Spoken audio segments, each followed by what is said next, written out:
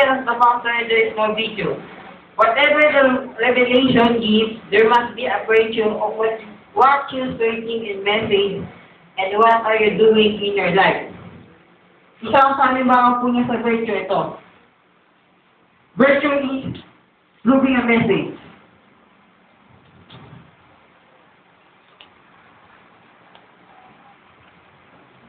So, ibig sabihin, sabi niya, kailangan paalagaan din natin yung mensahe. Pag napakinggan mo, kailangan mong patunayan ito, may pagpapahalaga ka, i-prove yung message kasi meron ka virtue. Tapos sabi pa niya, Hindi ka mag-accommodate. ano? Virtue, tulad din siya na komunyon. Ibig sabihin po dyan, sa komunyon, inaalala mo o pinapahalagan mo yung araw o paggunita, yung physical, kay Kristo sa kamatayan niya. Magtitake ka ng komunyon para kay Kristo at para din sa sharing of the Word of God. Sabi po niya yun.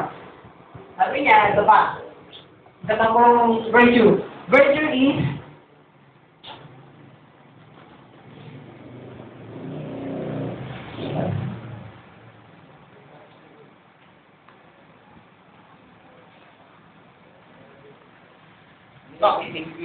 invite people.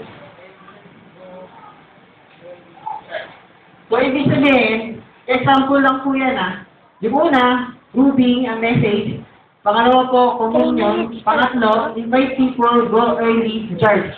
Kung ikaw yung isang tao na ini-invite mo yung tao na kinabukasan, kailangan maaga sa church, kailangan nandito na. Nasa iyo yung virtue o pagpapalaga na kailangan before mag-8 exact, nandun na kayo kasama yung mga in-invite mo. Diba po? Sabi pa po niya, kung may long suffering ka at temperance, pero without a virtue, baliwala. Kasi ang virtue nga po is pagpapahalaga. Kailangan pahalagahan mo yung bagay na binigay sa'yo, tulad po ito. Ito.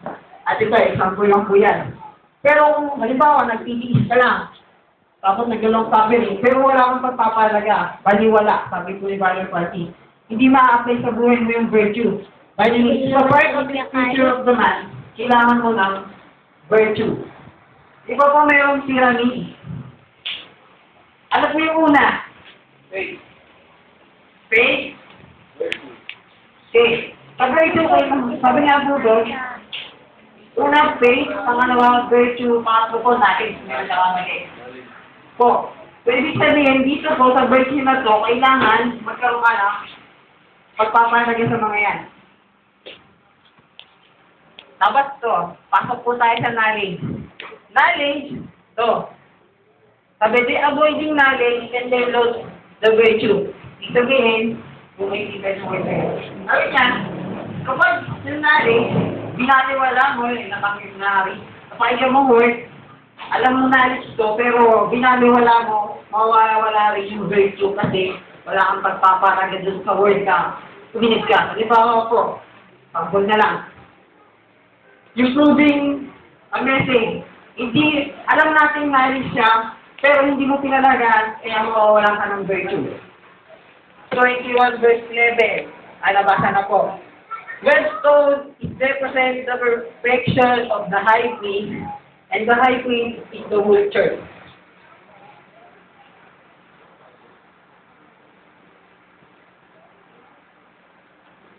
So, ibig sabihin po dito, sa high priest na to, ang na-apply po nila rito na high priest sa Revelation 21:11, nasunod yung 12 precious stone, o yung precious stone, apply po siya sa bawat individual na nasa iglesia. Whole church, sinasabi po.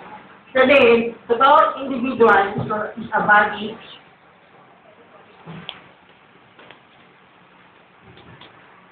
Which means, individual po yan.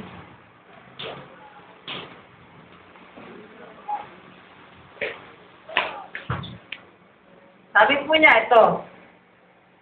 Basahin po natin yung Ephesians 4:13.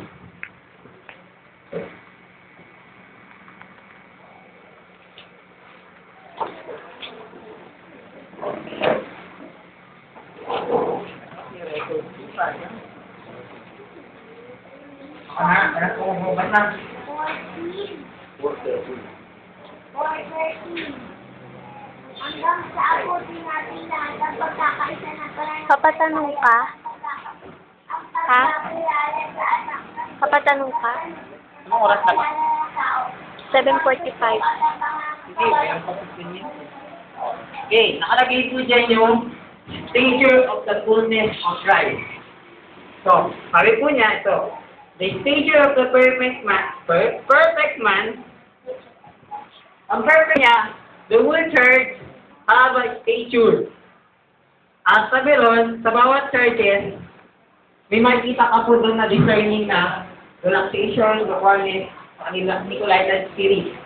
So, sabi doon, pero sabi, bakit po pinatok yung stature of the perfect man? Kaya po pinatok yung stature of the perfect man, hinama po niya yung Galatians 5:20 po at sa yung Peter 1:5 na kailangan po mag-manifest sa bawat believer yung virtue sa kanyang knowledge. Pero hindi lang naman po yan, lahat po kailangan mag-manifest. Hindi ko sinasabi po na talagang na kailangan virtue na yung mag-manifest sa'yo. Lahat po kailangan mag-manifest para at least magamit natin to as a perfection of Christ.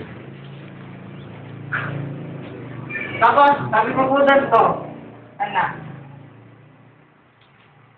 pakapasok po ako sa Matthew 13:45-50. Orasa po. Matthew 13:45-50. 14 to 50.